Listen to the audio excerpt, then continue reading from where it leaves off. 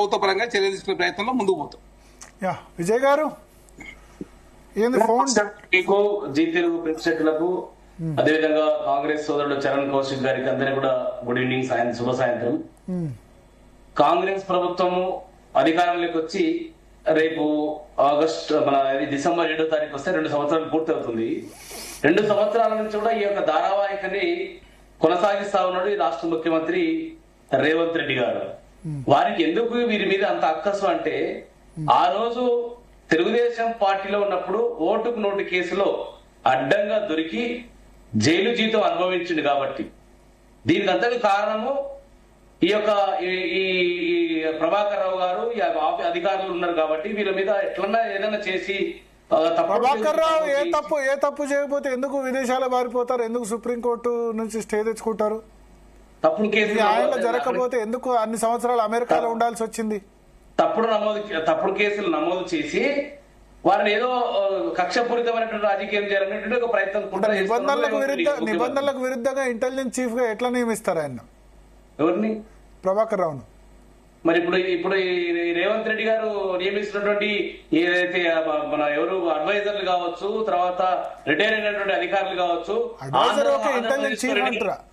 అలాగే ఆంధ్రప్రదేశ్ లో రిటైర్ అయినటువంటి ఆదిత్యనాథ్ దాస్ కావచ్చు, ఆంధ్రప్రదేశ్ లో రిటైర్ అయిన శ్రీనివాస్ గారు కావచ్చు, ఆంధ్రప్రదేశ్ లో రిటైర్ అయినటువంటి ఇంకా ఇరిగేషన్ శాఖ అధికారులు కావచ్చు, మరి ఎట్లా ఏ లెక్కలు తీసుకొచ్చి వేస్తారండి? ఫోన్ ట్యాపింగ్ నుంచి మీ పార్టీలో పనిచేసిన వాళ్ళు ఇప్పుడు కవితనే అంటుంది, నా భర్త ఫోన్ ట్యాపింగ్ చేశారు, చాలా ఎట్లా అట్లా చేస్తారని ఆమె ఆరోపిస్తుంది. కవిత గారికి కలబడింది ఎట్లా చెప్తారండి? కవిత గారు కూడా నిజంగా కవిత గారు ఫోన్ భర్త ట్యాప్ చేసిందని ఆమె ఏ కారణంతో చెప్తున్నారు? సిట్ చెప్పిందట, సిట్ నోటీసులు ఇచ్చిందట. సిట్ ఇప్పుడు వరకు భరత్ గారు మీరు చాలా చక్కటి క్వశ్చన్ ప్రశ్న వేశారు. సిట్ ఇప్పుడు వరకు అధికారికంగా నోటు పంపించిందండి? ఇప్పటి వరకు అధికారిక నోట్ ఎక్కడైనా ఇప్పటి వరకు సిట్ నుంచి మీరు చూసారా? పలానా వ్యక్తుల ఫోన్లు ట్యాప్ అయినాయి, పలానా వ్యక్తుల ఫోన్ల ద్వారా ఇట్లా ఇబ్బంది పెట్టినారు అని ఎప్పుడైనా ఈ పోలీస్ శాఖ, రాష్ట్ర పోలీస్ శాఖ, సిట్ గాని ఎవరైనా ఏ అధికారైనా ఇప్పటి వరకు మీడియాకి రిలీజ్ చేసిండ్రా, ప్రజలకు తెలియజేసిండ్రా? ఇదంతా కూడా ఇది ఒక గుడుపుడా నడిపిస్తూ వీరు ఒక రకమైనటువంటి కుట్రల్లో భాగమైతే ఉన్నారు రాష్ట్ర పోలీస్ శాఖ కూడా. దాని క్రెడిబిలిటీ ఇప్పుడు ఒకవేళ నిజంగా ఆ రోజు ఫోన్ ట్యాపే జరిగింది అనుకో, ఆ రోజు డీజీపీ ఎవరుండండి? ఆ రోజు డీజీపీ వ్యక్తి మహేందర్ రెడ్డి గారే కదా. ఆ రోజు హోంశాఖ సెక్రటరీ ఎవరున్నాయి? రవి గుప్తా గారే కదా. మరి ఈ రోజు అదే అధికారులని మహేందర్ రెడ్డి గారు రిటైర్ అయిన తర్వాత పబ్లిక్ సర్వీస్ కమిషన్ చైర్మన్ తీసుకొచ్చింది ఎవరండి? ఈ ప్రభుత్వమే కదండి. నిజంగా ఒకవేళ ఫోన్ ట్యాప్ అయిందంటే డీజీపీ గారు, హోమ్ సెక్రటరీ గారు వీళ్ళందరి సమక్షంలో వీరు ఆ కమిటీలు అందరూ ఉంటారు కదా. నిజంగా ఫోన్ ట్యాప్ అయినటువంటి వాళ్ళు కూడా ముద్రలు చేయించుకున్నా. ఇదంతా ఎవరిని పర్ఫామ్ చేస్తున్నారు వాళ్ళ? ఈ ప్రభుత్వం ముమ్మాటికి కక్షపూరితమైనటువంటి చర్యలు తీసుకుంటా ఉంది.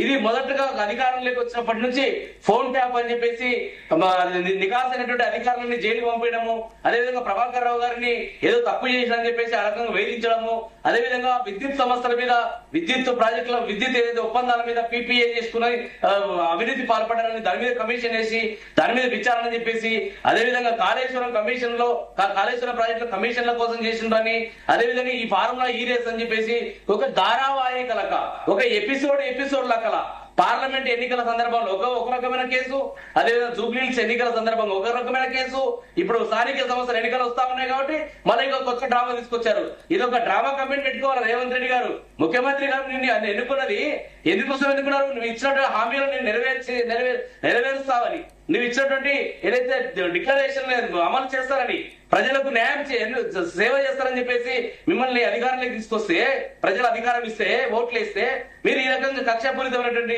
రాజకీయాలు చేస్తా ఉన్నారు. ఈ ప్రభుత్వం నిజంగా చిత్తశుద్ధి ఉంటే ఎందుకు ఇప్పుడు 2 సంవత్సరాలు అయింది ఒక్కటంటే ఒక్క నివేదికని ఇప్పటివరకు ప్రభుత్వం బయట పెట్టడం లేదు? ఇంకొకటి కాళేశ్వరం మీద ఇప్పుడు కమిషన్ ఏదైతే PC goes Pradesh Congress committee ఇచ్చినటువంటి ఆ గోస్ కమిషన్ ఏదైతుందో ఆ గోస్ కమిషన్ మీద సిబిఐకి ఎందుకు ఇచ్చినట్టు? ఇప్పుడు బీజేపీ చేతులకు భాగంగా మాడుతున్నారా రేవంత్ రెడ్డి గారు? ఒకవైపు రాహుల్ గాంధీ గారు ఈడీని, సిబిఐని, ఐటీని వీళ్ళ ఈ సమస్యలన్నింటినీ తప్పబడితే వారి ముఖ్యమంత్రి ఏం చేస్తున్నారు? ఇలా సిబిఐని రాష్ట్రాలకు వెల్కమ్ చేస్తా ఉన్నట్టు ఇలా పక్క రాష్ట్రాల్లో కర్ణాటకలో కావచ్చు, వివిధ కాంగ్రెస్ పార్టీ అధికారంలో ఉన్నటువంటి రాష్ట్రాల్లో సిబిఐకి ఎంట్రీ లేదు. మరి తెలంగాణలో ఎంట్రీ ఇచ్చింది రేవంత్ రెడ్డి గారు. అంటే వీరి యొక్క చిత్తశుద్ధి అర్థం చేసుకోవాలి మనం. అంటే ఇవన్నీ కూడా ప్రజలు గమనిస్తా ఉన్నారు.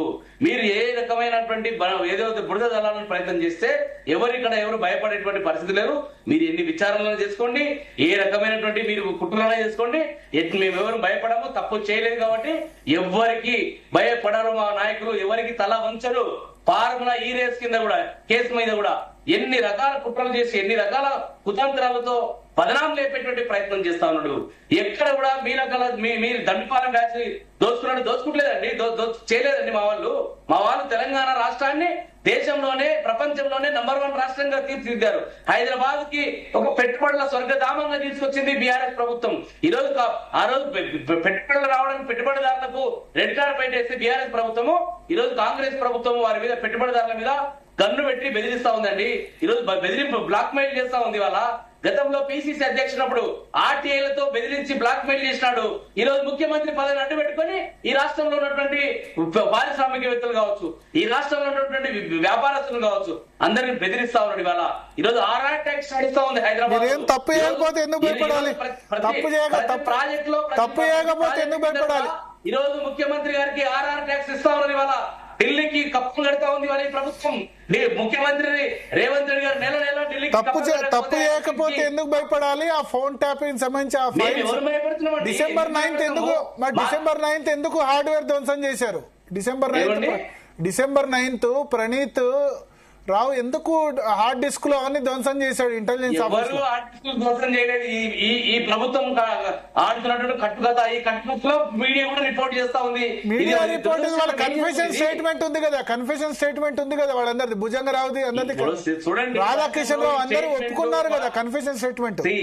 భుజంగరావు కావచ్చు, తిరుపతి అన్న గారు కావచ్చు, ప్రణీత్ రావు గారు కావచ్చు, వీళ్ళందరినీ బెదిరించి పోలీసు వాళ్ళు నిర్బంధించి, ప్రభుత్వం నిర్బంధించి వారి మీద బలవంతంగా పోలీసు వాళ్ళని బెదిరించారా? పోలీసులే కదా, వాళ్ళు కూడా పోలీసులే కదా. ఇప్పుడు 2 ఏళ్ల తర్వాత మళ్ళీ మా ప్రభుత్వం వస్తుంది. ఇప్పుడున్న అధికారులు కూడా ఏ రకంగా వారు విచారణ ఎదుర్కొంటున్నారు, మంత్రులు ఎట్లా విచారణ వాళ్ళు ప్రిపేర్ చేసుకోమని వాళ్ళని కూడా మేము మా పార్టీ కూడా అన్ని రాసి పెడతా ఉంది. వాళ్ళ 5 లక్షల కోట్ల కుంభకోణం, భూ కుంభకోణం ఏ రకంగా చేస్తున్నారు, విద్యుత్ 50,000 కుంభకోణానికి ఏ రకంగా తెరలేపిండ్రు. ఈ రోజు జిహెచ్ఎంసీ పరిధికి 27 మున్సిపాలిటీలని అవుట్లింగ్ రోడ్ లో పరిధిలో ఉన్నటువంటి అన్నింటినీ కలపడమైనటువంటి మొత్తం ఏంటి, ఇవన్నింటి మీద కూడా నమోదు అవుతా ఉంది. ఇవాళ మేము కూడా రాస్తా ఉన్నాం. పింక్ బుక్ లో నమోదు అవుతా ఉన్నాయి. ఇవాళ అన్ని కూడా గుర్తుపెట్టుకోవాలి. ఈ రోజు జిహెచ్ఎంసీ పరిధిలో తీసుకోవడానికి ఈ రోజు రాత్రికి ఇక్కడ గోపాలపల్లి ఇక్కడ ముఖ్యమంత్రి గారి కుటుంబ సభ్యులు అన్నిటికీ కావాల్సిన భూములు రిజిస్ట్రేషన్ చేసుకుని అగ్రిమెంట్లు చేసుకుని 22A కింద ఉన్నటువంటి నిషేధిత భూములను కూడా వారు బలవంతంగా కొండి రాత్రికే మార్చుకున్నటువంటి పరిస్థితి. ఈ ప్రభుత్వం మొత్తం కూడా ఒక భూ మాఫియాగా తయారైపోయిందండి. ఇవాళ ఈ రాష్ట్రంలో 5 లక్షల కోట్ల కుంభకోణానికి ఇండస్ట్రియల్ సంబంధించినటువంటి పాలసీ ఏదైతే పాలసీ తీసుకొచ్చిండ్రు, అదేవిధంగా ఈ క్యాబినెట్ లో తీసుకున్నటువంటి ఏదైతే నిర్ణయాలు విద్యుత్ ప్రాజెక్టుల మీద దాని మీద కూడా ఒక దాదాపు 50,000 కోట్ల అవినీతికి పథకారచన చేసిండ్రు. ఇవాళ ప్రభుత్వం వచ్చిన తర్వాత ప్రతి మంత్రిత్వ శాఖల అవినీతి ఈ రోజు రాజ్యం వెళ్తా ఉందండి. ఇవాళ కాంగ్రెస్ పార్టీ వాళ్ళ నాయకులు అంటే ఉన్నారు, ఎందుకు వచ్చింది ఈ ప్రభుత్వం, మేము ఇంత కష్టపడి ఇన్ని కష్టపడి జైలుకి వెళ్లి తనులు తిని మా ప్రభుత్వం తీసుకొస్తే ఎవరు దొంగల పాలైపోయింది. ఈ రోజు తెలంగాణలో కాంగ్రెస్ ప్రభుత్వం వచ్చి ఎవరు వెళ్తున్నారు? తెలంగాణ వ్యతిరేకులు, తెలంగాణ ఒత్తిడిన వాళ్ళు, తెలంగాణ ద్రోహులు ఈ రోజు తెలంగాణకు ముఖ్యమంత్రి అయితే దురదృష్టమండి. ఏం చేస్తాం? ఇది నవంబర్ 29 రాబోతుంది దీక్ష దివస్ కార్యక్రమం. తెలంగాణ కోసం చరణ్ గారు ఎలక్షన్ దగ్గరికి వస్తే చరణ్ గారు ఎలక్షన్ రాగానే కేసులు ఎందుకు గుర్తుకొస్తాయి? ఇప్పుడు ఎలక్షన్ రాగానే